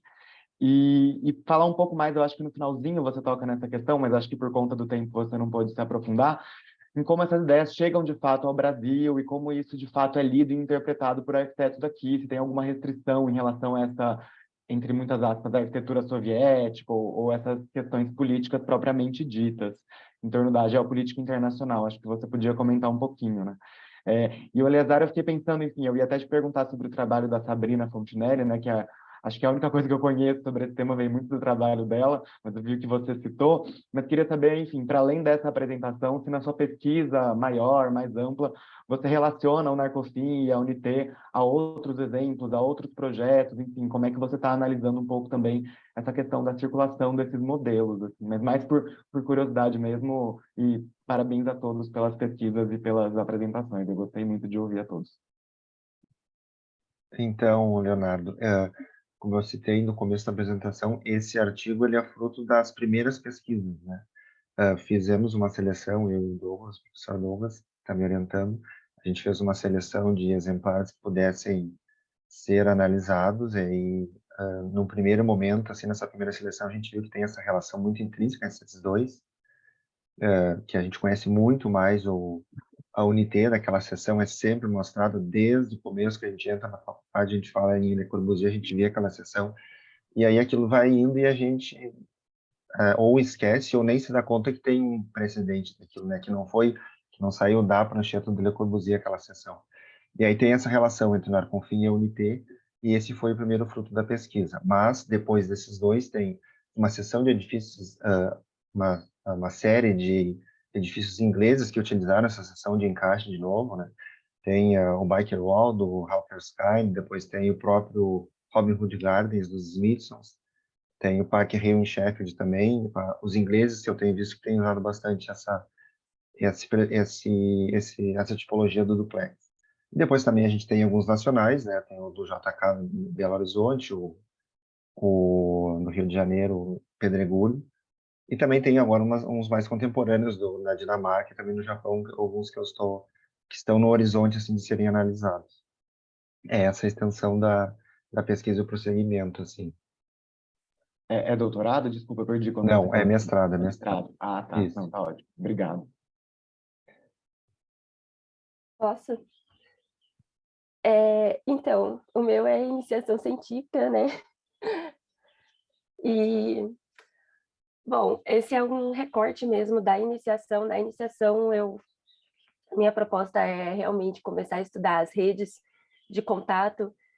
Então, quanto ao método de pesquisa, né? Essa parte da historiografia realmente foi revisão bibliográfica. O que eu tive acesso são textos em inglês, né? Não consigo ler em cirílico, não cheguei nesse momento ainda, mas tem muita tese nova em inglês, que é no caso da Zarecor, da Malalaya, o Erofev. Então, foi por esse caminho mesmo de revisão bibliográfica dos textos que eu tive acesso. O Erofev fala da questão de transferência de fábricas mesmo, e ele que cita Cuba e cita o Brasil. Mas na minha pesquisa de iniciação científica, a minha proposta foi tentar encontrar alguma forma em que esse contato foi feito. Então, viagens de arquitetos brasileiros à União Soviética, eu consegui levantar algumas. As que eu levantei, elas ficam muito nos anos 50, 55, né? Bem esse começo da virada do governo Khrushchev. Aí também, como a ideia é ir para a pesquisa de mestrado, a ideia vai ser pesquisar na parte dos congressos, né? Então, não ir tanto para essa linha muito direta de o brasileiro que foi na União Soviética, mas o diálogo que eles possam ter tido em outros lugares. E quanto a projeto em si, assim, eu também tinha essa proposta, mas depois eu percebi que eu estava tentando abraçar o mundo e que não ia dar muito certo. Mas eu fiz uma análise na iniciação científica também de colocar o micro-Ryan ao lado do plano piloto para a cidade satélite de Cotia. Então, a conformação dos eixos, né, centrais de circulação, o anel ao redor, a disposição em lâmina das edificações,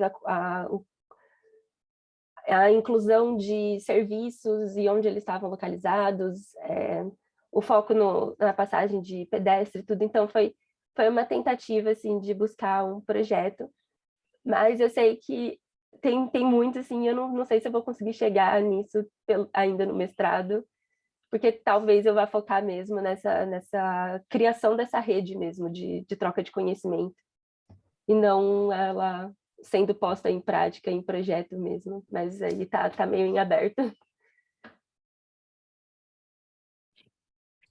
Bom, eu vou começar comentando primeiro o que o professor Trajano disse sobre a questão dos agentes. Eu fico muito feliz que ele tenha tocado nesse ponto, porque eu acho que é uma questão que tanto eu, quanto a Natália, quanto todas nós do grupo da Ângela, a gente vem trabalhando, essa questão do reconhecimento profissional, né, que tem tido cada vez mais voz, até nos eventos, no Docomomo esse ano, a fala do Paulo Garcês, também girou em torno disso, né? E ele falou, assim, uma coisa que a gente sente muito pesquisando a arquitetura, principalmente do interior, que é a questão do apagamento desses agentes do começo do século XX, né? Que como quando a gente fala sobre arquitetura moderna, né? Todo mundo sabe, assim, né? Mesmo os não arquitetos, Paulo Mendes da Rocha, Lina, enfim, todos os nomes, os prédios, eles têm nome, né? Ele tem o nome do construtor, tem o nome do projetista, enfim. E como que essa arquitetura eclética, ou enfim, todo o Art Deco e todo esse repertório do começo do século XX, ele tem esse apagamento dos agentes construtores, né? Então, a tese, ela trouxe 160 nomes, que foi levantado através dos projetos, né? Mas, impressionantemente, 15 nomes representam mais de 60% do acervo, né? Então, são 15 nomes que atuaram de maneira bastante presente na cidade, e a gente só tem 4 profissionais que foram formados pela Poli, né? Todos os outros eram profissionais que foram licenciados, né, posteriormente, em 1933, com a formação do CREA, até por isso é um dos recortes temporais da tese. E a gente percebe que o fazer a cidade nesse período estava na mão aí dos construtores licenciados projetistas, né? Então, assim, eu levanto isso na tese e eu gosto muito de chamar atenção para isso, para a importância da pesquisa desse período, visando também os agentes construtores, né? Quem foi, né? Quem foram esses agentes, né? Então, fiquei muito feliz aí com a fala do professor Trajano, achei super pertinente. E para o Leonardo, respondendo à questão política, né, quando eu estava escrevendo, eu pensava, ai, Jesus, eu sou arquiteta. Um professor comentou essa semana que todos nós que trabalhamos com a historiografia da arquitetura estamos fazendo história, né? Mas era um ponto, assim, de bastante dificuldade para a gente tentar entender, né, o que estava acontecendo também na cidade. Então, a gente levantou, assim, também algumas questões para além da política, né, por exemplo, questões de enchente. Ribeirão teve uma enchente bastante significativa na década de 20, né, e a gente percebeu uma movimentação construtiva muito grande após a enchente, né, porque foi um momento, assim, de reconstrução daquelas edificações, né. E na questão política em si, a gente percebeu movimentações dentro dos órgãos. Então, por exemplo, o Antônio Soares Romeu, que era um engenheiro formado pela Poli, que eu acho que talvez seja o único estudado pela historiografia da cidade, ele assumiu o departamento de obras em 1913. E a gente percebe que os projetos, em especial de 11 e 12, são precários. Eles não têm corte, eles não têm sequer identificação de endereço, muitos não têm nem a fachada, é só uma planta. E quando o Antônio Soares Romeu ele assume o cargo de chefe do departamento, a mudança é assim, no primeiro mês, os projetos passam a ser aprovados de maneira muito mais completa.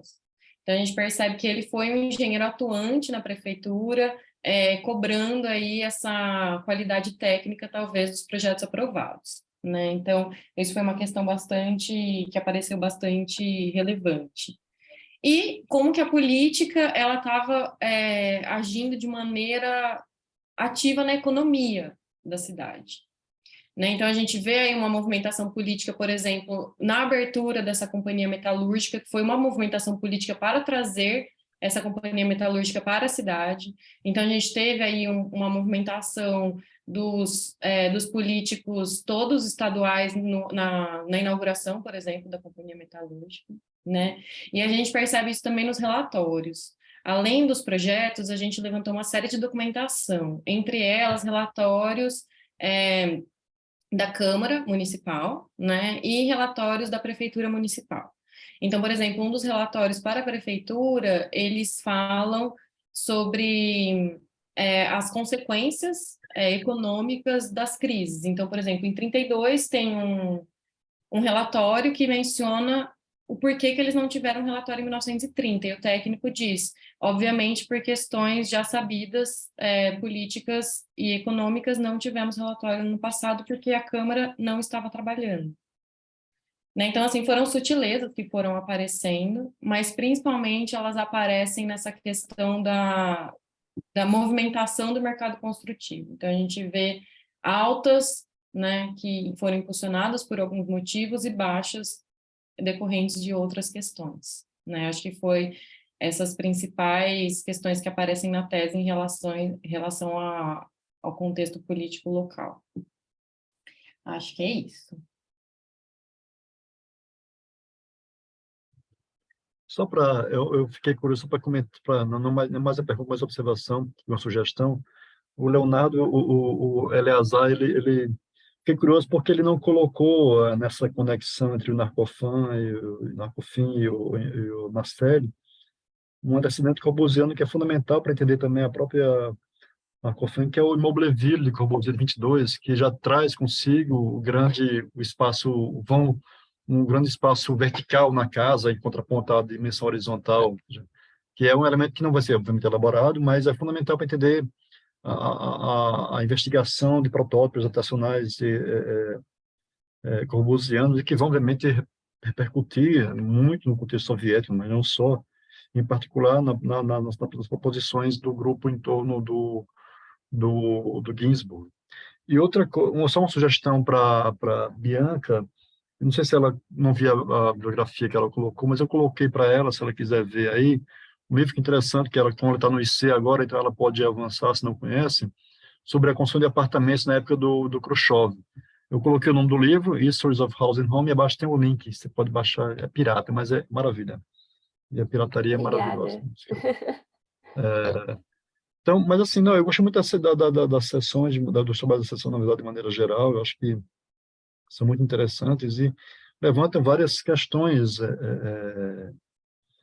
Uma, por exemplo, que a gente tem trabalhos que vão da autoria extrema à autoria que se dilui ou praticamente desaparece.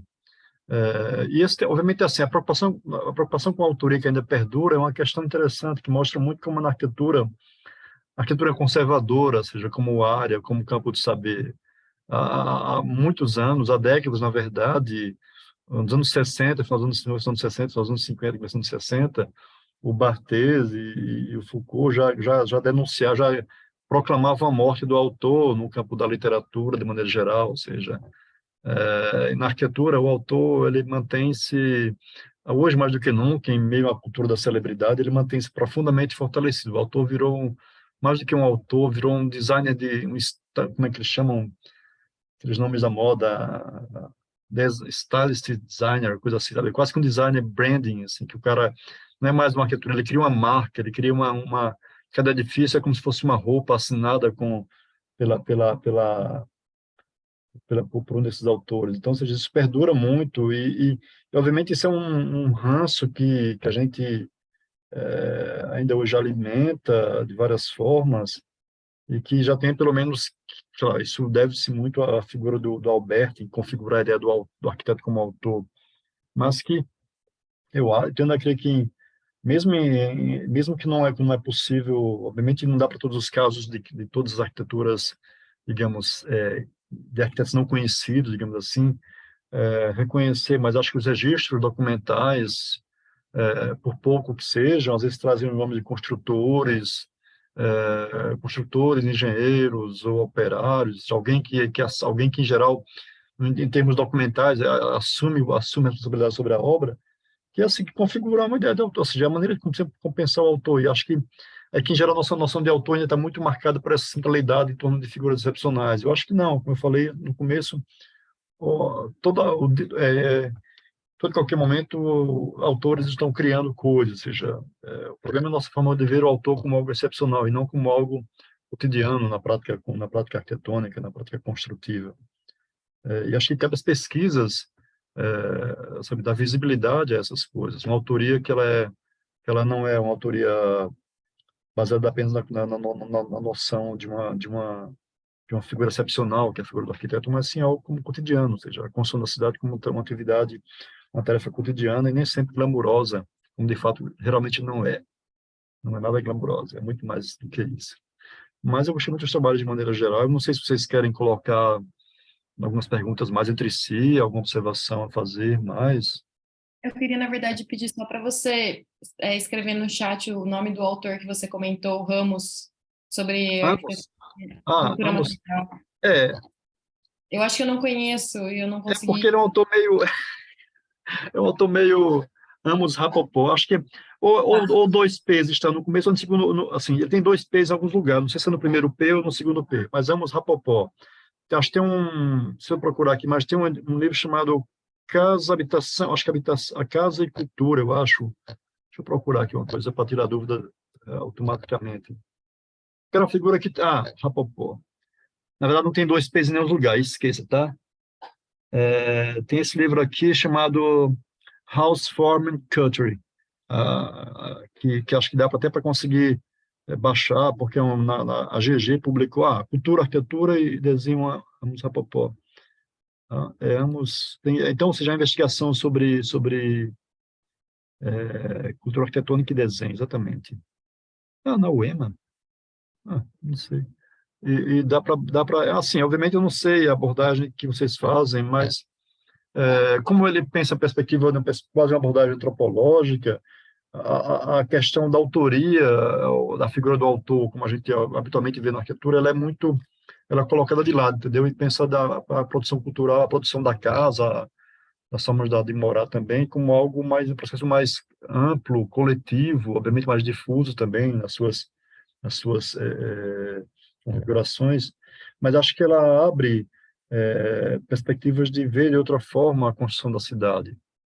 Ou pelo menos você acha que, obviamente, não dá para transpor a discussão do Rapopó, que talvez tenha elementos muito datados, dos anos 60, tem muito a ver com a crítica à própria cultura arquitetônica moderna e a sua cultura em torno das figuras individuais dos autores, ou seja, tem que ver que essa produção, de certo modo, ela repercute parte da crítica mais ampla ao legado moderno e, de certo modo, é contra uma certa cultura da celebralização que, de certo modo, começou com a arquitetura moderna. Por mais que a arquitetura moderna cultivasse, por algum momento, a ideia de uma autoria que seria automatizada ou diluída, ela não chegou a isso. Ela foi muito conservadora. Como diria o Peter Eisman, a arquitetura moderna é muito conservadora mesmo, ou seja, vários aspectos. Ela não mudou essencialmente a forma de pensar e produzir arquitetura em 500 anos. Nesse sentido, a figura do autor é um elemento que permanece estável. A respeito de todas as mudanças estéticas e tecnológicas, espaciais, ela manteve intocada vários aspectos ligados à cultura arquitetônica. E uma delas, a figura da autoria. Ela não alterou em nada disso. Ela foi muito subserviente a uma visão muito conservadora do que seria um autor em arquitetura. Mas são questões muito mais amplas. Eu acho que é legal conhecer o Rapopó. Obviamente, talvez alguém vai dizer, pô, isso até é muito desatualizado, mas não sei, eu tendo a crer que certas informações elas tendem a transcender o seu momento histórico de produção para poder se tornar mais importante em outros momentos. Obviamente, tem que olhar com um olhar crítico sobre assim, sabe? Às vezes tem que dar certo desconto a ele. Distanciamento de tempo também, né? Mas eu acho que, assim, só de ser um autor que trata a questão da habitação também. Todos nós aqui apresentamos trabalhos sobre habitação, que às vezes é considerada como arquitetura menor, mas uma das coisas também que foi fruto da tese é tentar defender um pouco a historiografia dessa arquitetura residencial, que a gente viu lá no acervo, é 70% do acervo. Então, quanto corresponde à paisagem da cidade, a arquitetura residencial? Né? Cidades Tem no um interior livro. do verão tem bairros inteiros residenciais que continuam sendo residenciais, que é parte da paisagem da cidade. Né? Então, qualquer livro sobre arquitetura residencial... Tem um livro interessante que eu acho que tem um livro interessante que você poderia pensar, nesse sentido, acho para você, para a Natália, que tem mais afinidade em relação ao tema, a questão de autores que não são facilmente verificáveis, chamada Arquitetura do Cotidiano. Acho que é a Diane Harris que organiza, que ela trabalha isso de maneira interessante. E, assim, essa ideia de uma arquitetura menor, seria legal você pegar um pouco a discussão que eu acho que é o Deleuze, o Guattari, que faz a discussão sobre uma literatura menor, a partir de Kafka, que não é menor no sentido de ser menos importante, mas é menor em termos de estratégia, de forma como ela atua, entendeu? Ou seja, ela tem uma estratégia diferenciada em relação à literatura, digamos, establishment.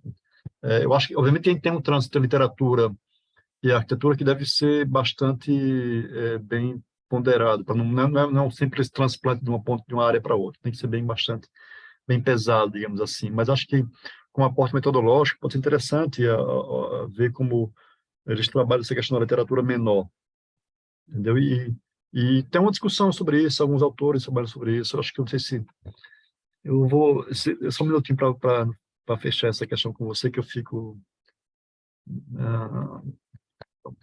você um minutinho. Ah,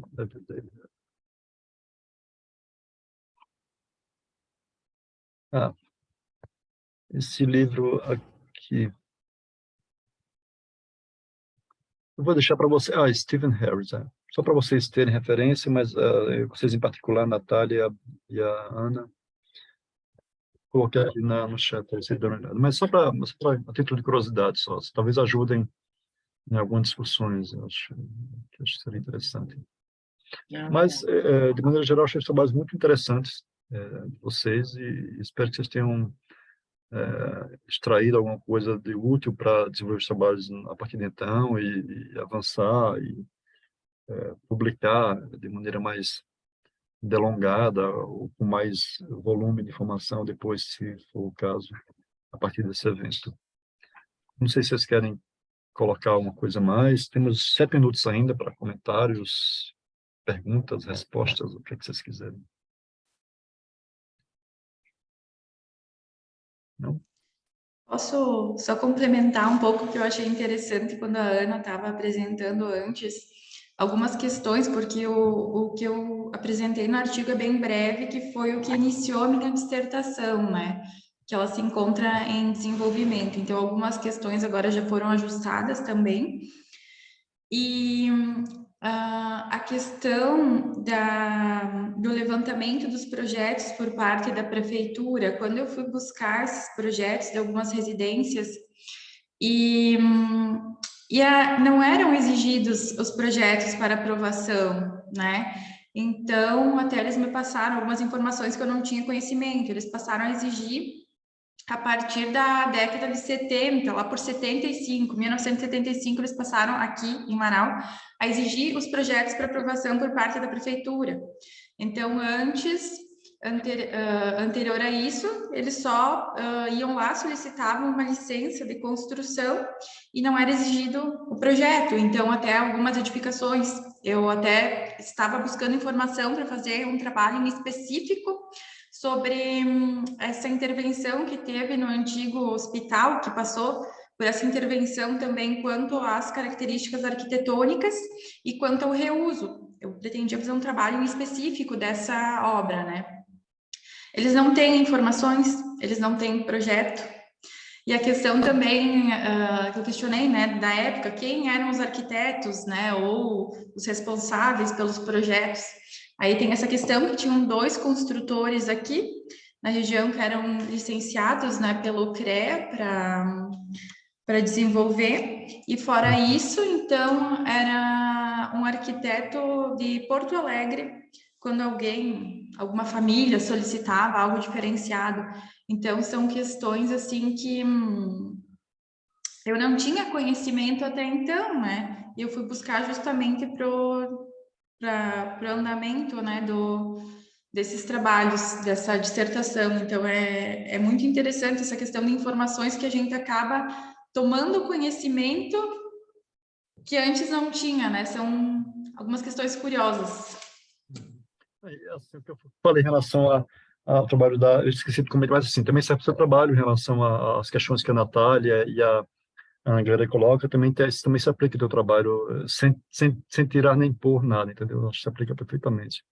Pessoal, a gente vai ter que terminar aqui, que recebemos um aviso que temos que terminar, porque já vai começar uma sessão daqui a pouco, então, eu queria agradecer a vocês, achei muito legal, pena vocês estarem longe, mas a gente poderia conversar um pouco mais depois da sessão, se fosse presencial, a gente vê por aí em algum momento, tá bom? Então, bom trabalho para vocês, aproveitem o evento, a gente vai se falando, qualquer coisa, quem quiser entrar em contato comigo para conversar, trocar, ou entender, ou alguma coisa que eu falei que não ficou clara, pode ficar, meu e-mail é fácil de conseguir em qualquer lugar na USP, tá bom? Fique à vontade, tá certo? Então, prazer, brigadão e bom dia para vocês, tá bom? Obrigado a Tchau, todos. muito obrigada. Tchauzinho, até mais. Obrigada. Obrigada, pessoal.